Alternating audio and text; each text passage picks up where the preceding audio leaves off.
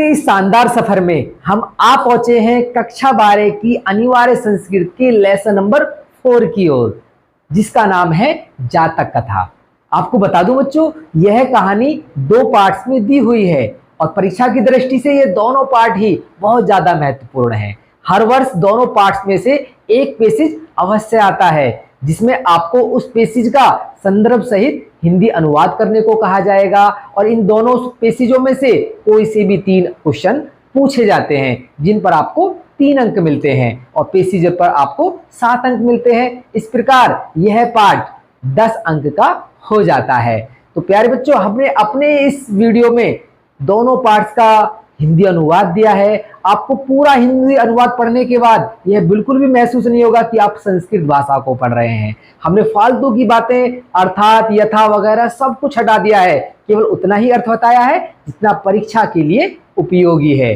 तो बढ़ते हैं बच्चों अपने हिंदी अनुवाद की ओर और इस पार्ट के क्वेश्चन आंसर की ओर। और यदि बच्चों आपको हमारे वीडियो अच्छे लगते हैं तो चैनल को सब्सक्राइब अवश्य करें। और यदि आपने अभी इससे पहले के 3 लेसन नहीं देखे हैं तो उनके लिंक भी हम डिस्क्रिप्शन बॉक्स में दे देंगे, उन पार्टों को भी जाकर अवश्य चेक कर लें। तो अब बढ़ते हैं संस्कृत के हिंदी अनुवाद की ओर।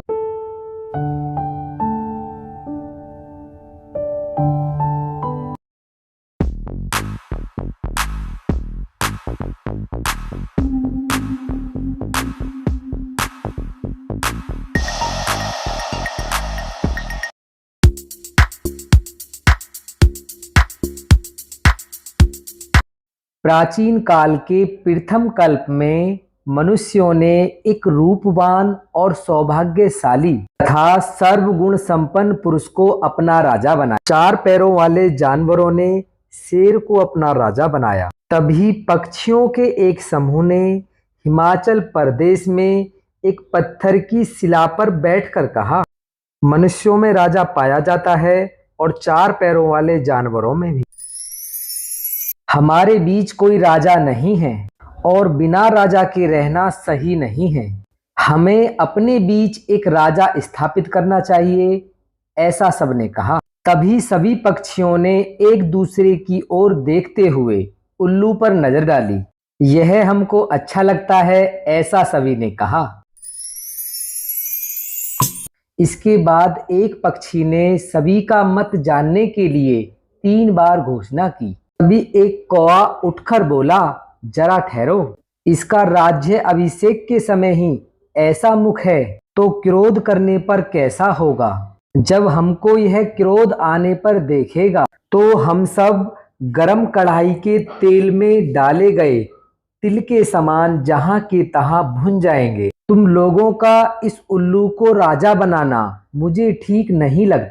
यह मुझको अच्छा नहीं लगता, यह मुझको अच्छा नहीं लगता। ऐसा 3 बार कहते हुए कौवा आकाश की ओर उड़ गया। उल्लू ने भी उठकर उसका पीछा किया। तभी से दोनों एक दूसरे के बैरी बन गए और पक्षी भी स्वर्ण हंस को अपना राजा बनाकर चले गए।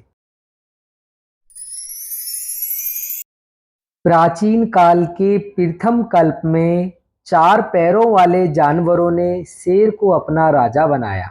मछलियों ने आनंद मछली को तथा पक्षियों ने स्वर्ण हंस को अपना राजा बनाया। उस समय स्वर्णराज हंस की पुत्री हंस पोतिका अत्यंत सुंदर थी। हंसराज ने उसे वरदान दिया कि वह अपनी इच्छा के अनुसार अपना पति चुने। हंसराज ने उसे वर देकर हिमालय के पक्षियों के समूह को इकट्ठा कराया। अनेकों प्रकार के हंस, मोर, पक्षीगण आकर एक पत्थर की शिला पर बैठ गए। हंसराज ने अपनी पुत्री से कहा, मेरे आदेश अनुसार आप अपनी इच्छा से अपना वर चुन लो। तभी सभी पक्षियों को देखने के बाद नीलमणि रंग की गर्दन वाले तथा रंग बिरंगे पंखों वाले मोर को देखकर कहा, यह मेरा स्वामी हो, ऐसी मेरी इच्छा है। मोर ने कहा, आज भी तुम मेरा बल नहीं देखती। तभी उसने अत्यंत गर्व से तथा लज्जा को त्यागते हुए सभी पक्षियों के बीच नगन होकर नाचना शुरू कर दिया। नाचते हुए उसने अपने पंखों को उठा लिया। स्वर्णराज हंस ने लज्जित होकर कहा, न तो इसे नाचने में संकोच है और ना ही पंखों को उठाने में लज्जा। मैं ऐसे निर्लज्ज को अपनी पुत्री नहीं दे सकता। हंसराज ने सभी पक्षियों के बीच अपनी पुत्री हंसपोतिका का हाथ अपने भांजे के हाथ में दे दिया। मोर हंसपुत्री को न पाने पर लज्जित होकर उस स्थान से भाग गया। हंसराज भी प्रसन्न मन से अपने घर चला गया।